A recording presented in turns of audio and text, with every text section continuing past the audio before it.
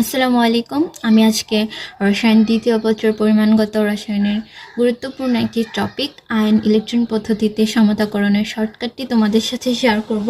কিভাবে আমরা খুব সহজে এমসিকিউ এবং অন্যান্য যে ম্যাথমেটিক্যাল প্রবলেমের ক্ষেত্রে সমীকরণ সমতাকরণ করতে হয় তা কিভাবে খুব সহজে অল্প সময়ের মধ্যে করতে পারবো। তো এই জন্য আমাদেরকে জারক এবং বিজারক পদার্থের তুল্য সংখ্যাগুলো জানা থাকতে হবে। সেজন্য দুটি চার্ট তোমরা দেখে নেবে। তো চলো আমরা দেখি কিভাবে শর্টকাটে সমতা করব। প্রথমে তুল্য সংখ্যা এক্সচেঞ্জ করতে হবে, অর্থাৎ জারকের তুল্য সংখ্যাটি বিজারকের কাছে নিতে হবে এবং বিজারকের তুল্য সংখ্যাটি জারকের সামনে। যেমন এখানে একটি জারক পদার্থ হচ্ছে পটাশিয়াম পারম্যাঙ্গানেট, যার তুল্য সংখ্যা 5, এবং একটি বিজারক পদার্থ হচ্ছে ফেরাস সালফেট, যার তুল্য সংখ্যা 1। এক্ষেত্রে আমরা পটাশিয়াম পারম্যাঙ্গানেটের তুল্য সংখ্যাটিকে জারকের সামনে নিয়ে এসেছি এবং বিজারক পদার্থ ফেরাস সালফেটের তুল্য সংখ্যাটিকে জারক পদার্থের সামনে নিয়ে এসেছি। এভাবেই তুল্য সংখ্যা এক্সচেঞ্জ করতে হবে। তারপর বিশেষ কিছু প্লাস লবণ তৈরি। বিশেষ কিছুগুলো কি চলো দেখে নিই। যদি অক্সালিক অ্যাসিড থাকে তাহলে কার্বন ডাইঅক্সাইড উৎপন্ন হবে, যদি পটাশিয়াম আয়োডাইড থাকে তাহলে আয়োডিন উৎপন্ন হবে, যদি হাইড্রোজেন সালফাইড থাকে তাহলে সালফার উৎপন্ন হবে, যদি হাইড্রোজেন পারঅক্সাইড থাকে তাহলে অক্সিজেন উৎপন্ন হবে। এবং লবণ তৈরি। লবণ তৈরির ক্ষেত্রে যতগুলো ধাতু থাকবে ঠিক ততগুলোই লবণ তৈরি হবে। যদি 2টি ধাতু থাকে তাহলে 2টি লবণ, যদি 3টি ধাতু থাকে তাহলে 3টি লবণ। তারপর করতে হবে জারকের অক্সিজেন অনুযায়ী পানি যোগ করতে হবে। জারকে যতগুলো অক্সিজেন আছে ঠিক তত অনুযায়ী পানি যোগ করতে হবে। যেমন এখানে জারক পদার্থ পটাশিয়াম পারম্যাঙ্গানেটের মধ্যে 4টা অক্সিজেন আছে, সেজন্য আমরা যে উৎপাদটা তৈরি করব সেখানে 4 অণু পানি যোগ করব। তারপর অ্যাসিড এর হাইড্রোজেন ব্যালেন্স করতে হবে। পানি যোগ করার কারণে যে হাইড্রোজেনের অসমতা তৈরি করা হয়েছে সেটির সমতা করতে হবে অ্যাসিডের ক্ষেত্রে বসিয়ে। যেমন এখানে আমরা দেখি এই বিক্রিয়াটির ক্ষেত্রে 2টি দর্শক আয়ন থাকবে, সেগুলো হচ্ছে পটাশিয়াম প্লাস আয়ন এবং সালফেট 2- আয়ন। এগুলো বিক্রিয়ায় অংশগ্রহণ করবে না, তাই এগুলো দর্শক আয়ন হিসেবে আমরা এখানে রাখলাম। তো প্রথমে আমরা কি করব, তুল্য সংখ্যা এক্সচেঞ্জ করব। পটাশিয়াম ট্রাইক্রোমেটের তুল্য সংখ্যা 6, এজন্য আমরা এখানে 6 বসাবো, এবং ফেরাস সালফেটের তুল্য সংখ্যা 1, তো এখানে 1 বসাবো। এবার ফেরাস সালফেট থেকে যে ধাতুগুলো দেখবো আমরা ধাতু আছে কিনা, যে ধাতু আছে ঠিক ততগুলো লবণ তৈরি হবে। তো এখানে ধাতু হিসেবে আছে আয়রন, তাই আয়রনের লবণ তৈরি হবে Fe। যেহেতু এটা প্লাস আয়ন তো এর সাথে মাইনাস যুক্ত হবে, SO4 2 মাইনাসটা, যেহেতু SO4 2 সেই ক্ষেত্রে আমরা 2 দিব, এবং Sp3+, তো এখানে আমরা 3 দিব। কিন্তু এখানে আয়রন আছে 6টা, বাট আমরা এখানে আয়রন হয়েছে 2টা, এর জন্য সমতাকরণের জন্য আমরা এখানে 3 দিব। যদি 3 বসাই তাহলে এখানে আয়রনের সংখ্যা 6 হয়, এবং এক্ষেত্রে আয়রনের সংখ্যা 6 হয়। তারপর দেখি ধাতু কি আছে। তারপর আছে পটাশিয়াম ধাতু।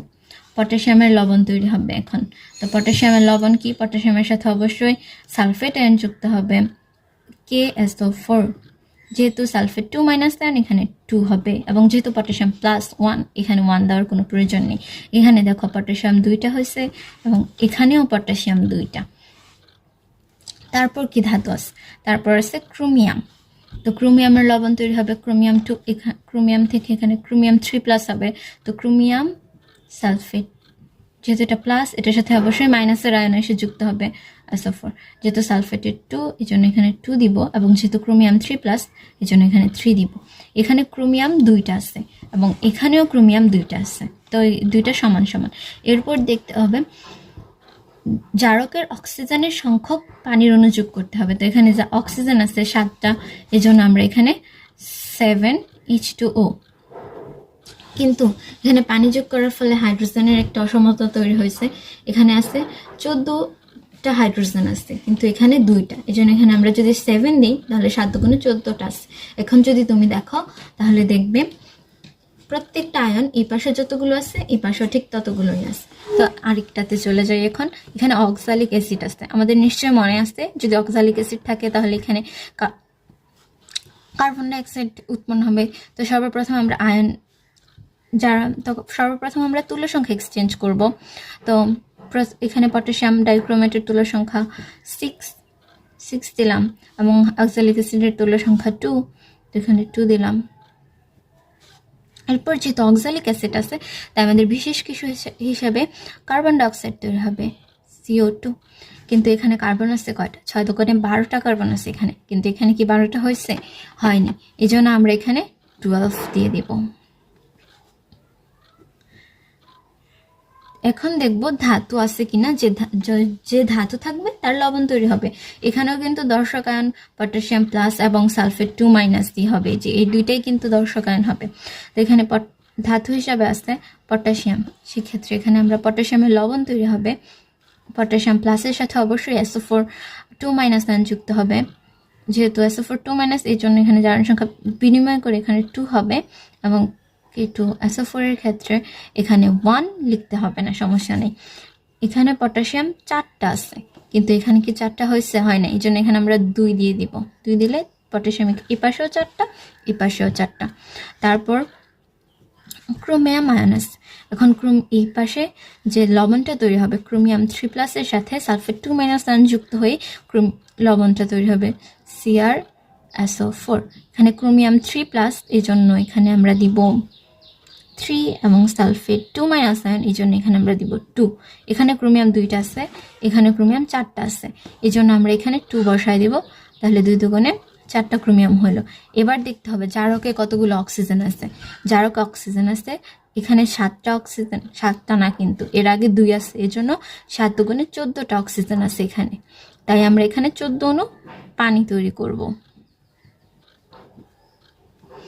14 অণু পানি তৈরি হওয়ার ফলে এখানে দেখো হাইড্রোজেন হয়েছে 14 দুগুণে 28টা, বাট এই পাশে হাইড্রোজেন কয়টা আছে দেখো, এখানে আছে 6 দুগুণে 12 আর 2 14টা।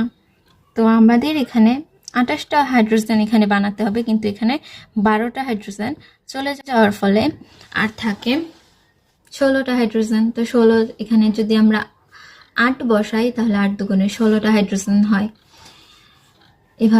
এবার দেখো এগুলো সব এটাকে তুমি চাইলে 2 দিয়ে ভাগ করে দিতে পারো, তাহলে এখানে 3CH2C2O4 হবে, K2C1 অণু K2Cr2 O7 হবে, এখানে 4H2SO4 হবে, এখানে 6CO2 হবে, এখানে 1K2SO4 হবে, এখানে Cr2SO4 একটাই হবে, এখানে 7H2O হবে। এবার আসো পটাশিয়াম আয়োডেট থাকলে কি হবে। এখানে পটাশিয়াম পারম্যাঙ্গানেটের তুল্য সংখ্যা 5, এই 5কে তাহলে পটাশিয়াম আয়োডেটের পূর্বে বসাবো, এবং পটাশিয়াম আয়োডেটের তুল্য সংখ্যা 1 এখানে বসাবো। পটাশিয়াম আয়োডেট থেকে আমরা জানি তৈরি হবে আয়োডিন 2। এখানে আয়োডিনের সমতার জন্য 5/2 যখন দিব তখন এই 2 কাটা হলে 5, এপাশেও 5টা আয়োডিন, এপাশেও 5টা আয়োডিন। তারপর দেখব কি ধাতু আছে, এখানে পটাশিয়াম ধাতু আছে, সেজন্য এখানে পটাশিয়ামের লবণ তৈরি হবে, কে পটাশিয়াম প্লাস আর SO4 2- যুক্ত হবে, যেহেতু পটাশিয়াম প্লাস SO4, এখানে যেহেতু SO4 2- তাই এখানে 2 হবে। এই পাশে পটাশিয়াম আছে 2টা, কিন্তু এই পাশে পটাশিয়াম আছে টোটাল 6টা, এই জন্য আমরা এখানে 3 দিব। তারপর তৈরি হবে এবার ধাতু আছে ম্যাঙ্গানিজ। Mn এই পাশে এসে ম্যাঙ্গানিজ 2+ হবে, Mn SO4 এর সাথে যুক্ত হয়ে ম্যাঙ্গানিজ সালফেট তৈরি করবে প্লাস। তারপরে ধাতুতে অক্সিজেন আছে এখানে 4টা, তাই এখানে 4 অণু পানি উৎপন্ন হবে, এবং হাইড্রোজেনের সমতা করার জন্য এখানে আমরা 4 যোগ করলে এই পাশেও 8টা হাইড্রোজেন, এই পাশেও 8টা হাইড্রোজেন। এখন এটাকে তোমরা চাইলে 2 দিয়ে গুণ করতে পারো, তাহলে এখানে 10Ki 2KMnO4 8H2SO4 5I2 6K2SO4 2MnSO4 8H2O হবে।